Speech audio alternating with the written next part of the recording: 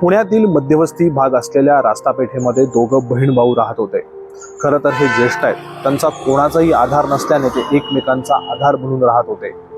एक दिवस भावाला देवआज्ञा झाली आणि बहिणीपुढे यक्ष प्रश्न उभा राहिला, या भावाचे अंतिम संस्कार करणार कोण? खरं तर हीच बाब उत्तम सामाजिक संस्थेचे अध्यक्ष जावेद खान यांना समजली आणि तात्काळ ते बहिणीच्या मदतीला धावले। खरं तर आता रमजान आणि गुढीपाडव्याच्या उत्सवाची तयारी सुरू आहे। ही सर्व हातातली कामे बाजूला ठेवून जावेद खान यांनी आपल्या भावावरती अंतिम संस्कार केले आणि त्यांची हीच बाब आज समाजामध्ये कौतुक ठरते आणि समाजामध्ये कोणताही जातीतेड नाही, आपण सर्व बहीण भाऊ एकच आहोत असा संदेश देणारी ठरते। नमस्कार, मी जावेद खान, उम्मत सामाजिक संस्थेचा अध्यक्ष।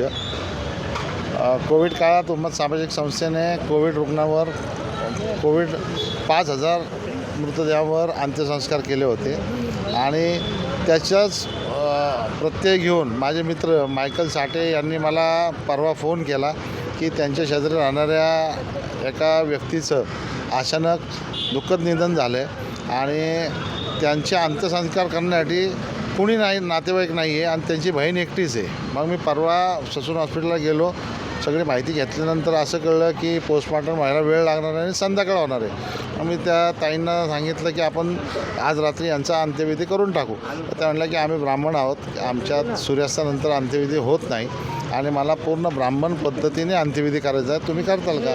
मी लगेच होकार दिला, म्हटलं हा आपण करू, यात काय हरकत नाही। मग काल आम्ही त्यांचा मृतदेह घेऊन ससून हॉस्पिटलमधून निघालो आणि वैकुंठ स्मशानभूमीत आलो। माझ्या टीमच्या सर्व टीम मेंबर्सनी सगळी व्यवस्था केली होती। आम्ही सगळी व्यवस्था केल्यानंतर आम्ही काल ब्राह्मण पद्धतीने, ब्राह्मण रीतिरिवाजानुसार त्यांचा अंत्यविधी वैकुंठ स्मशानभूमीत केला।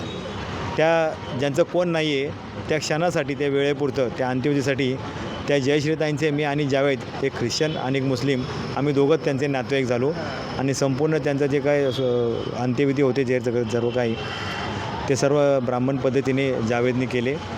आणि माझे देखील, मी ख्रिश्चन आहे, आमचे देखील उपास चालू आहे लेन समय आणि या उपास समयामध्ये या एक माणुसकीच्या भावनेतून एक चांगला हातभार मला लागला, त्याचा मला आनंद वाटतो।